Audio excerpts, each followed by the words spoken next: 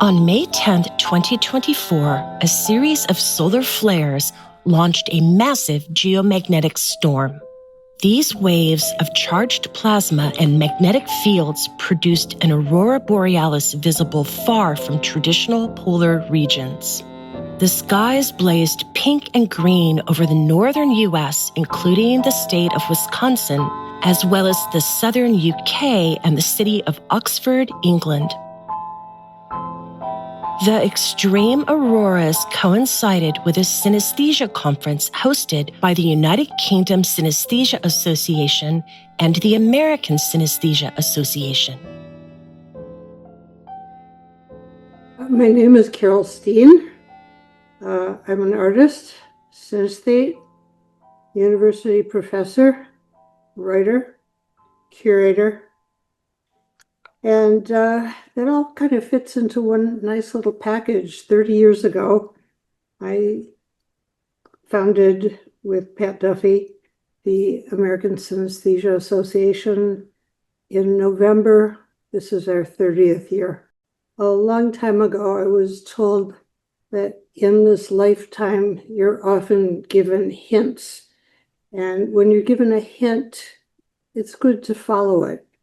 The hint Carol Steen received was the catalyst for organizing a synesthesia conference at Somerville College, Oxford, England. Held May 10th through 12th, this event brought together researchers who study synesthetic phenomena and synesthetes who experience blended senses.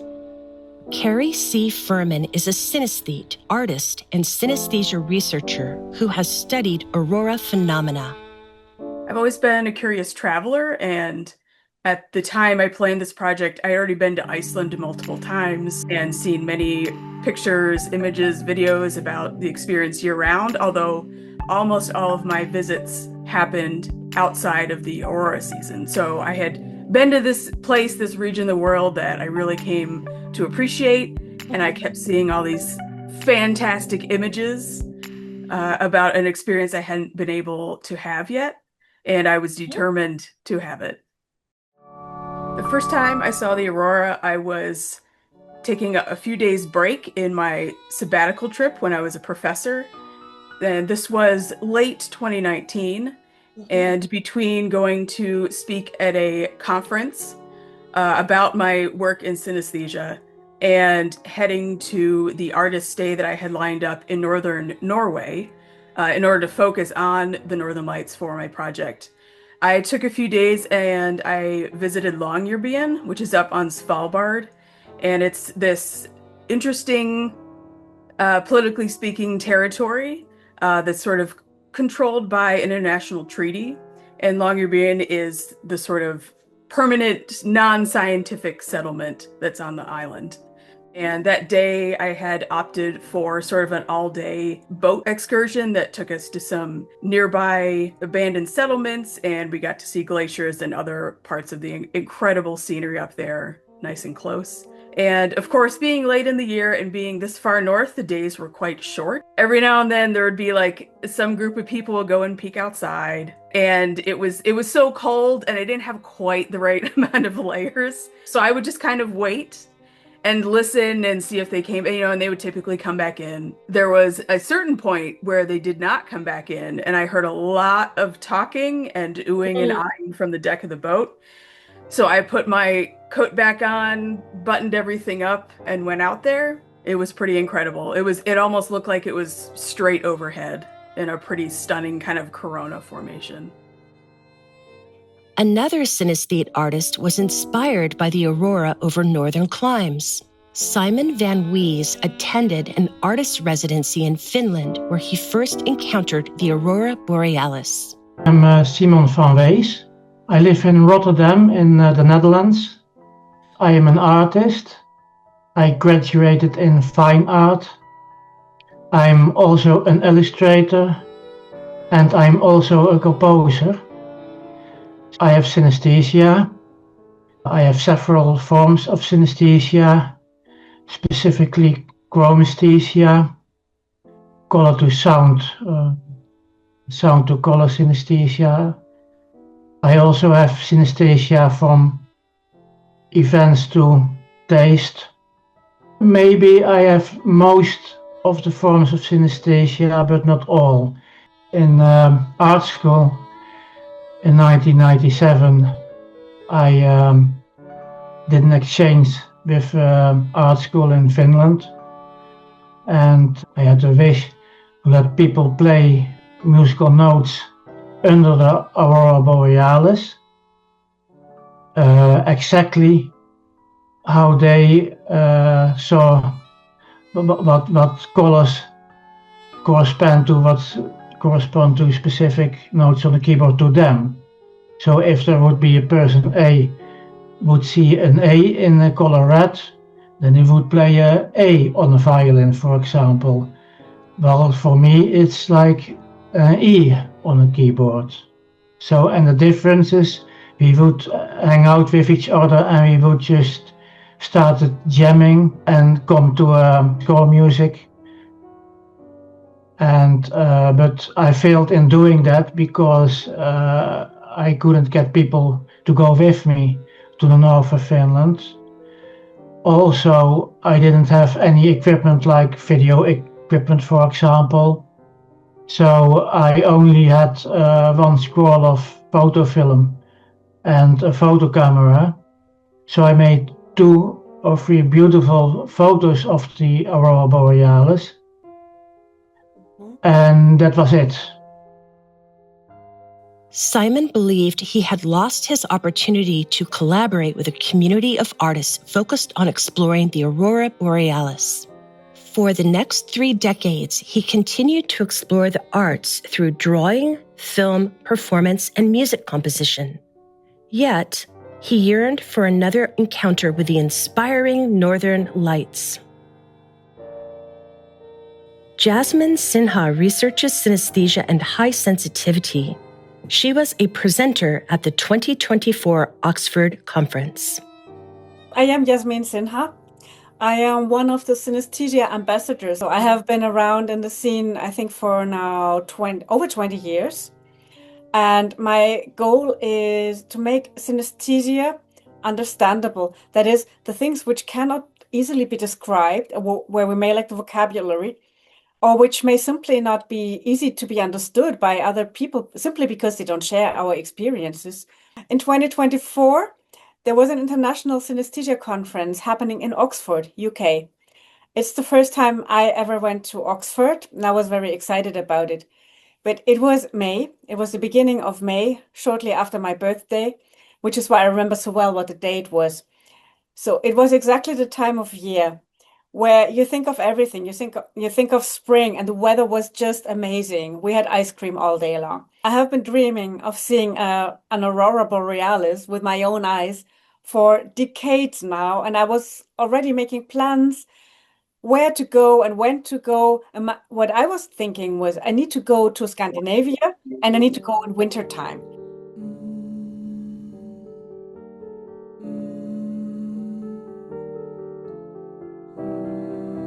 Seeing the aurora for the first time is not an experience I'm likely to forget. I tend to be pretty even keel, low key is often a term used for me. And this is the time when I felt actually awestruck, like I couldn't move my feet. I couldn't stop looking up and observing this. It was such a strange mix of this sort of, oh my gosh, I'm having this amazing first time experience, a one of a kind, travel experience that I have planned. And, I planned an important project about this in my personal work. And at the time as a professor, it was a big, important project. But at the same time, it was so much recognition. And, the way I talk about this in this first project that I made is about, like seeing my mind's eye outside my mind's eye for the first time. So this mix of recognition and brand new was kind of shocking. And I just, not because it was so cold, I just felt frozen and just sort of, trying to remember every single second.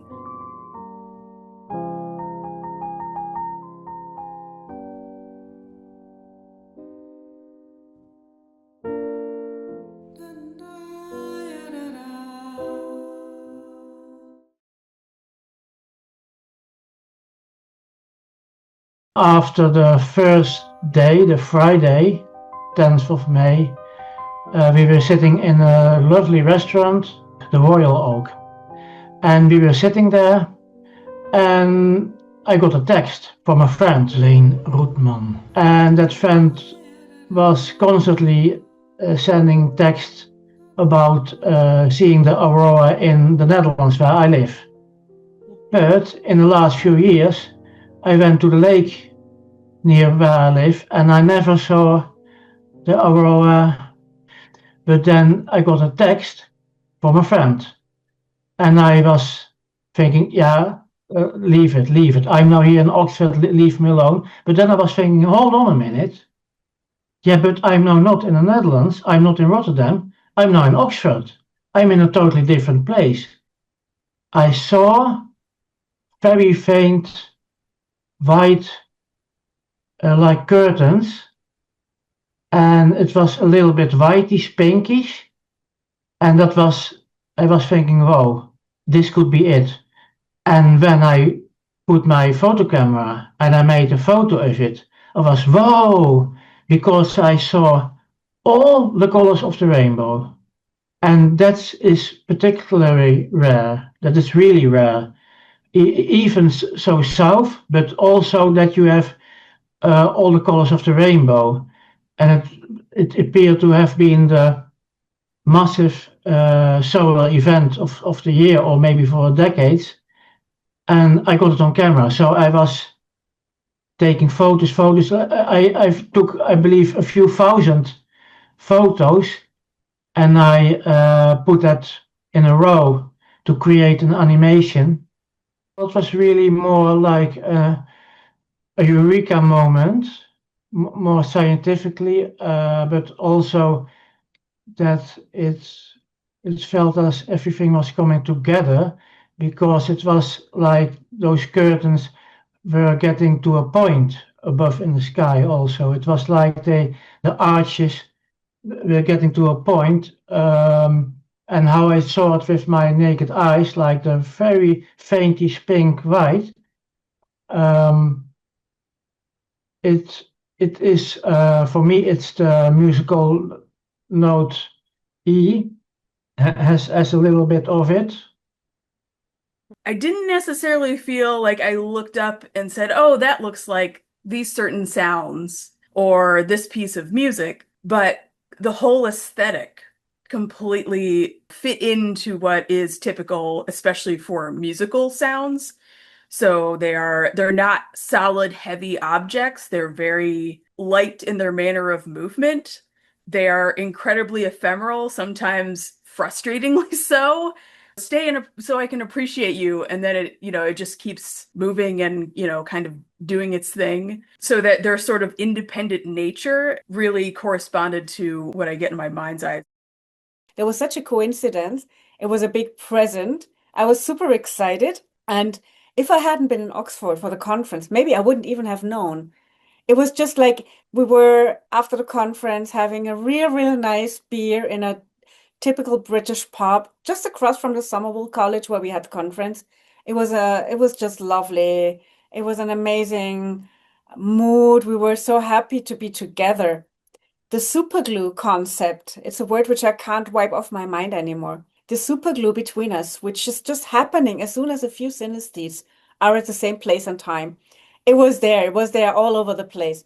So we were sitting there sipping our beers, and somebody brought up that there might be a solar storm that night. We finished our beers, everybody went home. I went to bed and went to sleep.